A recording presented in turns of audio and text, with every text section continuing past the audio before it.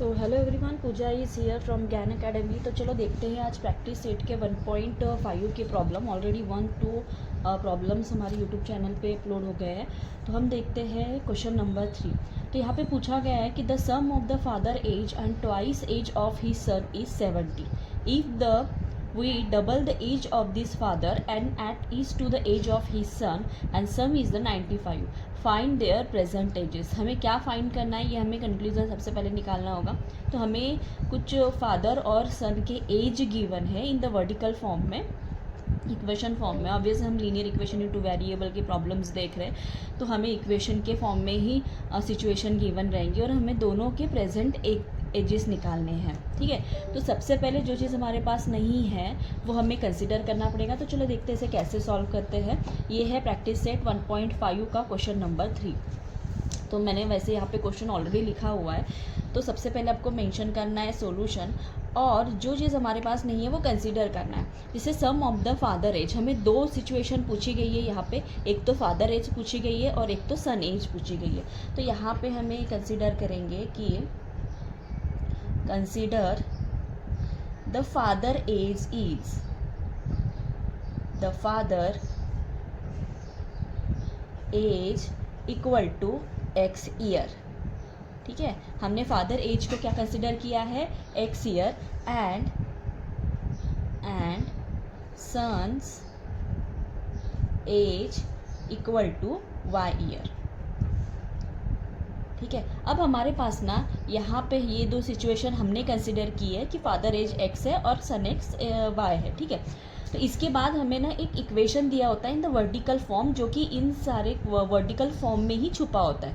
अब ये हमें ढूंढना है और एक पर्टिकुलर इक्वेशन तैयार करना है। तो आप यहाँ पे देख सकते हो उन्होंने क्या बोला है, the sum of father age and the sum of father age. Sum मतलब क्या होता है, सम मतलब हम क्या लेते हैं, हमने पिछले सिचुएशन में भी, पिछले क्लास में भी पढ़ा कि सम मतलब हमें क्या करना होता है, एडिशन करना होता है ना। हम यहाँ पे कहेंगे age per given situation, age per given condition, age per given condition. अब देखिए यहाँ पे बोला है कि father age and twice the ages of the son. Twice मतलब क्या होता है, यहाँ पे ट्वाइस मतलब होता है 2। हमें क्या करना है, फादर के एज को और सन के एज को ऐड करना है, लेकिन सन का एज क्या होना चाहिए, ट्वाइस द एज ऑफ ही सन। तो सन का एज क्या होना चाहिए, डबल होना चाहिए। तो सबसे पहले हम डालते हैं father age, that means by the father age जो हमने कंसिडर की है यहाँ पे एक्स ईयर। सम मतलब क्या, एडिशन, और उसी के सामने आप क्या लिखोगे, twice the age of the son age. अब सन की एज हमने क्या कंसिडर की है, 2 वाई, और ट्वाइस मतलब 2y इक्वल टू, इन दोनों की एडिशन हमें क्या गिवन है बेटा यहाँ पे 70। तो हम यहाँ पे क्या लेंगे 70। तो जी हाँ, हमें यहाँ पे मिला इक्वेशन नंबर 1। ठीक है, यहाँ से यहाँ तक आपको ऑलरेडी इक्वेशन 1 दिया गया है। अब देखते हैं सामने क्या पूछा गया है, if we double the age of the father, if we double the age of the father, that means by, ये हमारी हो गई फर्स्ट कंडीशन। अब हम मेंशन करेंगे सेकंड कंडीशन। अब सेकंड कंडीशन में भी हमें इक्वेशन फॉर्म दिया गया है, उसे हमें इक्वेशन फॉर्म में लिखना है। तो देखो सेकंड कंडीशन क्या बोली है कि double age of the father, double age of the father, double age of the father, father की एज हमने क्या कंसिडर की है, एक्स, और डबल मतलब double age of the father, that means by the 2x, and add मतलब addition, that means by the plus sign, is to the age of his son. इसमें क्या करना है, सन की एज ऐड करनी है और उनका जो सम होने वाला है ना, सम मतलब क्या, एडिशन, उनका सम होने वाला है 95। तो यहाँ पे हमने सेकंड कंडीशन भी क्या कर लिए, सॉल्व कर लिए। तो हमारे पास फिलहाल क्या है, 2 इक्वेशन गिवन है, और ये दोनों इक्वेशन कहीं ना कहीं वर्टिकल फॉर्म में यहीं पे छुपे हुए थे, जो हमने फाइंड आउट करके उसे इक्वेशन फॉर्म में लिख लिया है। हम इसे पॉलिनोमियल कंडीशन कहते हैं। ठीक है, अब हमें क्या करना है ना, इन दोनों सिचुएशन को ऐड करना है। एक बार ऐड करो, एक बार माइनस करो एंड सॉल्व करो। ठीक है, अब हम क्या करेंगे, इक्वेशन नंबर 1 इक्वेशन नंबर 2 को ऐड करेंगे।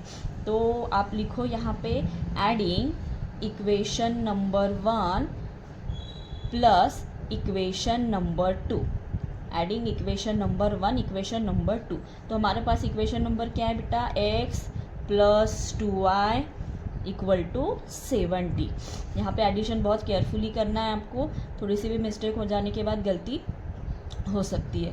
y equal to 95। जहाँ पे आपको नंबर गिवन नहीं है वहाँ पे आप 1 कंसीडर कर सकते हो, बट कर लीजिए, ठीक है। अब यहाँ पे हम सिचुएशन कर रहे हैं कि हमें क्या करना है, ऐड करना है ना। तो हम एडिशन के बाद हमें और एक इक्वेशन मिलेगा। अब यहाँ पे देख सकते हो 1 + 2e मतलब क्या होता है, 3x हो जाता है, ठीक है। यहाँ पे तीनों साइन प्लस प्लस में है तो यहाँ पे भी क्या आ जाएगा, प्लस आ जाएगा।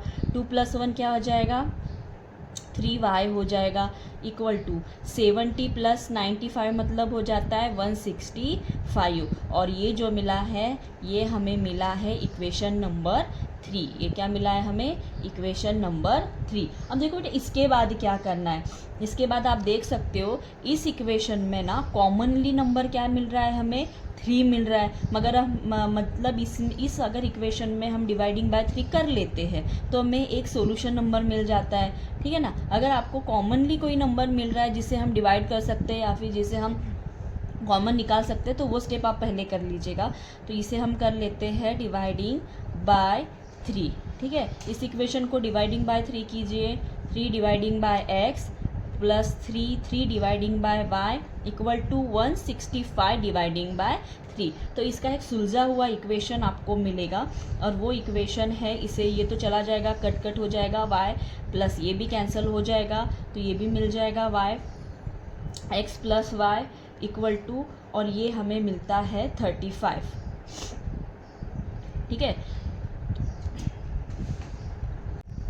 तो हमने एक बार इक्वेशन को ऐड किया है, अभी उसी इक्वेशन को that means by the equation 1 और इक्वेशन 2 को एक बार सब्सट्रैक्ट करना है। आपको पता है अगर दोनों इक्वेशन आपको मिलते हैं तो एक बार आपको उस इक्वेशन को प्लस करना है, दूसरी बार इक्वेशन को सब्सट्रैक्ट करना है, ठीक है। मैं सभी के नोट्स आपको शेयर कर दूंगी, स्क्रीनशॉट ले लीजिएगा। तो उसके बाद आप देखिए सब्सट्रैक्शन में क्या हो जाएगा, फर्स्ट इक्वेशन है हमारे पास x plus 2y equal to 70 and second equation है हमारे पास 2x plus y equal to 95। और यहाँ पे सब्सट्रैक्शन थोड़ा सा ध्यान से कीजिएगा, सब्सट्रैक्शन में गलती होने के चांसेस कई सारे हैं। तो जहाँ पे अगर नंबर आपके पास अवेलेबल नहीं है वहाँ पे आप 1 मेंशन कर सकते हैं, ठीक है। अब आप यहाँ पे देख सकते हो 1 - 2, अगर ग्रेटर नंबर ये जो साइन है ना ये 2 को अप्लीकेबल हो जाएगी। अगर हम 1 - 2 करेंगे तो यहाँ पे आंसर तो 1 आएगा, बट 2 की साइन क्या अप्लीकेबल हो रही है, माइनस, और हम हायर टर्म की साइन देती है तो यहाँ पे भी हम क्या देंगे, minus. x as it is लिखना है। और यहाँ पे देखो क्या होता है, तीनों साइंस को क्या मल्टीप्लाई करना पड़ता है। ये जो नीचे वाले साइंस है ना बेटा इनको ये साइंस अप्लीकेबल कर देना, माइनस, ठीक है। तो ये हो जाता है प्लस माइनस माइनस, और माइनस प्लस माइनस मतलब 2 - 1 क्या हो जाता है, प्लस y। प्लस क्यों दिया, क्योंकि यहाँ पे हायर टर्म को प्लस साइन है, कुछ भी नहीं है मतलब यहाँ पे मेंशन करेंगे 1। और 95 पहले 70 कर लो, 95 70 हो जाता है 25। मैंने क्या कहा, यहाँ पे जितनी भी साइन होती है वो नीचे वाले नंबर को मतलब नीचे वाले इक्वेशंस को अप्लाई हो जाती है। तो इसकी साइन क्या हो जाएंगी 95 की माइनस, तो इन दोनों में से हायर टर्म कौन सा है 95। तो यहाँ पे भी आपको एक टर्म मिलेंगी जो यहाँ पे भी आपको क्या करना पड़ेगा, हायर टर्म की साइन अप्लाई करनी पड़ेगी, ठीक है। तो ये इक्वेशन को हम नाम दे देते हैं, हमने ऑलरेडी 4th इक्वेशन निकाल लिए हैं तो इसको नाम दे देते हैं हम इक्वेशन नंबर 5, ठीक है। तो अब यहाँ तक आने के बाद आपको क्या करना है कि आपको नया इक्वेशन मिला है ना, वी नो नया कौन सा इक्वेशन मिला है आपको, इक्वेशन नंबर जो हमने लास्ट में इक्वेशन सॉल्व किया था, है ना, कौन सा मिला है, equation number 4 and equation number 5। इन दोनों इक्वेशन, तो चलिए आगे देखते हैं। हमने सॉल्व किया था लास्ट एग्जाम्पल में, जैसे आप देख सकते हैं इक्वेशन नंबर 4 किया था, है ना। अगर जो दोनों इक्वेशन हमने जो लाए थे, इक्वेशन नंबर 1 इक्वेशन नंबर 2, इनको हमने ऐड किया था। ऐड करने के बाद एक प्रॉपर हमें सॉल्यूशन इक्वेशन मिला है x plus y equal to 55, ठीक है। अब इन्हीं इक्वेशन को हमने एक बार ऐड किया है और उन्हीं इक्वेशन को हमें एक बार माइनस करना है, ठीक है। तो माइनस करने के बाद भी हमें एक पर्टिकुलर सॉल्यूशन मिला है -x plus y equal to -25। अब इसके आगे हमें क्या करना है ना, तो वी नो दैट इन्हीं दोनों का जो हमने न्यू इक्वेशन बनाया ना, इक्वेशन नंबर 4 और इक्वेशन नंबर 5, इन दोनों को फिर से हमें ऐड करना है एज पर सिचुएशन, है ना। तो हम यहाँ पे बोलेंगे we know that equation number 4 adding equation number 5। तो हमारा इक्वेशन नंबर 4 क्या था बेटा, ax plus y equal to 55। और हमारा इक्वेशन नंबर 5 क्या है, ये जो आपके सामने है, -x plus y equal to -25। ठीक है, तो इसे हमने ऐड करना है ना। तो एक मैं आपको ना प्रॉपरली सॉल्यूशन बताती हूँ कि यहाँ पे एक सवाल पैदा होता है कि इक्वेशन नंबर 4 को और इक्वेशन नंबर 5 को हमने ऐड ही क्यों किया, इन्हें हमने माइनस क्यों नहीं किया। तो देखो क्या होता है ना, हमें पर्टिकुलर एक ही वेरिएबल की वैल्यू निकालनी होती है, एक तो x की निकालनी होती है या फिर y की निकालनी होती है। अगर आपके इक्वेशन में यहाँ पे साइन का कोई बेसिक नॉलेज आपको होना चाहिए। जैसे अगर आपका दोनों इक्वेशन प्लस प्लस में आता है ना, आपका यहाँ पे एक इक्वेशन आ रहा है, यहाँ के इक्वेशन आ रहा है, अगर आपका दोनों भी इक्वेशन प्लस प्लस में आता है तो ऐसे सिचुएशन में आपको दोनों इक्वेशन को माइनस करना होगा। ऐसे सिचुएशन में क्या करना होगा, माइनस करना होगा। In case of other situation अगर आपका एक इक्वेशन प्लस में आ रहा है और दूसरा इक्वेशन कहीं ना कहीं माइनस में आ रहा है, ठीक है, माइनस प्लस प्लस माइनस या फिर माइनस में आ रहा है, तो ऐसे सिचुएशन में आपको प्लस करना होगा, ये आपको याद रखना होगा। तभी आप ना पर्टिकुलर वन वेरिएबल की वैल्यू निकाल पाएंगे। ये एक बहुत अच्छा कंसेप्ट है, याद रखिएगा। फिर से रिवाइज करती हूँ, अगर आपके दोनों इक्वेशन, जैसे फॉर एग्जांपल मैं यहाँ पे इक्वेशन लिख लेती हूँ, जो 4 इक्वेशन हमारा आया है, x plus y equal to 55, ये हमारा 4 इक्वेशन आया है ना। तो यहाँ पे देखिए ये जो पूरा इक्वेशन है ना, ये आया है हमारा प्लस में, और यहाँ पे इक्वेशन नंबर 5 देखिए, ये पूरा इक्वेशन जो है ना वो आया है, एक आया है माइनस में और एक आया है प्लस में। मतलब हम कहाँ सुटेबल हो रहे हैं, इस सिचुएशन के लिए, इसीलिए हमने क्या किया है, ऐड किया है। अगर in case of other way, अगर ये भी इक्वेशन प्लस में आता है और ये भी प्लस में आता है, जैसे मैंने यहाँ पे समझाया आपको, तो आपको तब क्या करना है, सब्सट्रैक्शन करना है। तो ये थोड़े से रूल्स ना आप याद रख लीजिए, तो ये प्रॉब्लम्स आपको बहुत इजी लगने लगेंगे। तो चलो देखते हैं कैलकुलेशन कैसे करना है। अब आपको तो पता है प्लस माइनस गेट क्या हो जाता है, कैंसिल हो जाता है। यहाँ पे कुछ भी नहीं है, हम क्या कंसिडर करते हैं, 1 कंसिडर करते हैं। 1 + 1 कितना हो जाएगा बेटा, 2y हो जाएगा। प्लस माइनस माइनस हो जाता है, 55 माइनस 25 हो जाता है 30, है ना। तो ये हो जाता है 30। अभी यहाँ पे एक सुलझा हुआ इक्वेशन हमें मिला है, तो यहाँ पे बस सॉल्व कर दो। अगर ये 2 अभी यहाँ पे क्या है, मल्टीप्लिकेशन में, इक्वल टू के इधर जाने के बाद वो क्या हो जाएगा बेटा, डिवीजन में हो जाएगा। y इक्वल टू 2 1 ज़ा 2 2 15 ज़ा 2 1 ज़ा 2 2 15 ज़ा 13, तो y इक्वल टू 15 की वैल्यू हमें मिल गई है ना। जो हमारा एम था कि हमें y की वैल्यू फाइंड करनी थी, x की वैल्यू फाइंड करनी थी। नाउ अब आपके पास कई सारे इक्वेशन है, इक्वेशन 1 है, इक्वेशन 2 है ना। यहाँ पे हमने इक्वेशन नंबर 4 भी सॉल्व किया है, इक्वेशन नंबर 5, कोई भी इक्वेशन ले लीजिए और ये y की वैल्यू पुट कीजिए।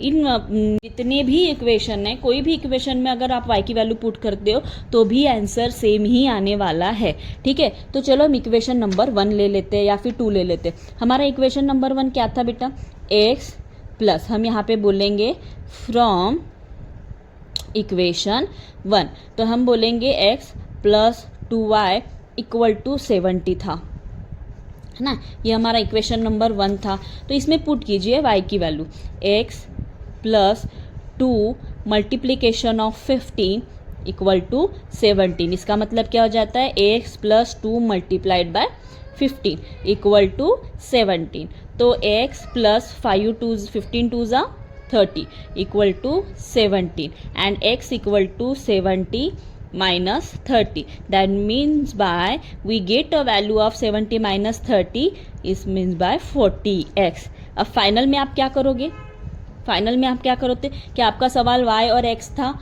है ना। इन द वर्टिकल फॉर्म में सिर्फ आपको बोला गया था find the value of X Y, नहीं, हमने क्या कंसिडर किया था, लास्ट पेज में देखिए हमने क्या कंसिडर किया था, स्क्रीनशॉट निकाल लीजिएगा। हमें फाइंड करना था the father age is X and son age is Y, ठीक है। तो हमने फादर की भी एज निकाल ली, सन, तो वर्टिकल प्रॉब्लम है तो आपका फाइनल आंसर भी वर्टिकल सिचुएशन में ही होना चाहिए। तो आप यहाँ पे फाइनल आंसर क्या लिखोगे, the father age is 40 year, the father age is 40 year and sons age is 15 year. तो ये रहा इसका final solution of this questions. ठीक है, अगर आपको चाहिए तो स्क्रीनशॉट निकाल लीजिएगा या फिर मैं आपको शेयर कर दूंगी। Thank you to all.